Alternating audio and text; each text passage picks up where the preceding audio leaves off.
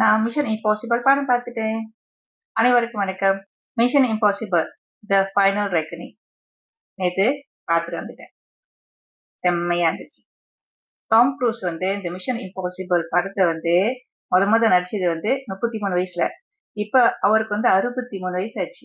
30 வருஷம் இந்த mission impossible படத்தோட படத்துல இருந்து கடைசி படம் வரைக்கும் நான் பார்த்திருக்கேன். கடைசி பாகத்தை எதிர்பார்த்துட்டே இருந்தேன். எப்பதான் பட போறாங்கன்னு போட்டுட்டாங்க.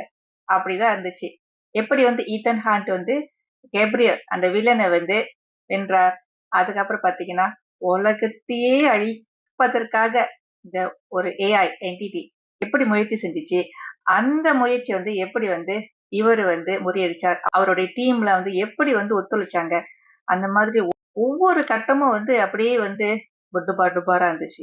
எனவே நம்மளுக்கு எல்லாத்துக்கும் தெரிஞ்ச ஒரு விஷயம், மிஷன் இம்பாசிபிள் நீங்க பாத்தீங்கன்னா சிஜிஐ இல்லாம டாம் க்ரூஸ் எப்படி அந்த ஸ்டண்ட்லாம் அவரே ஒரிஜினலா அதெல்லாம் நடிச்சாரு. அந்த ஸ்டண்ட் காட்சிகள்லாம் அவர் டூ போடாம நடிக்கிறது, அதெல்லாம் பார்க்கும்போது அப்பா, ஒரு மனுஷன் அதெல்லாம் செய்ய முடியுமா அப்படின்னு தோணும்.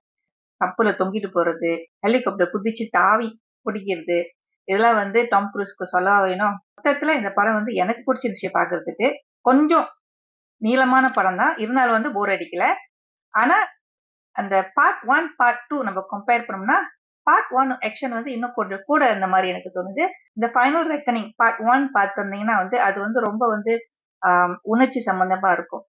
இந்த பார்ட் 2 என்னன்னா அந்த ப்ராப்ளம் எப்படி சால்வ் பண்றதுக்காக எப்படியெல்லாம் முயற்சி பண்றாரு, அது எப்படியெல்லாம் திங்க் பண்றாரு, அதெல்லாம் பார்க்கும்போது ரொம்ப பிரமிப்பா இருக்கும். ராட்டன் டொமேட்டோஸோட ரிவ்யூ 88% கொடுத்துருக்காங்க. என்ன கேட்டீங்கன்னா திஸ் மூவி இஸ் வர்த் வாட்சிங். அதனால உங்களுக்கு டைம் போய் பாருங்க.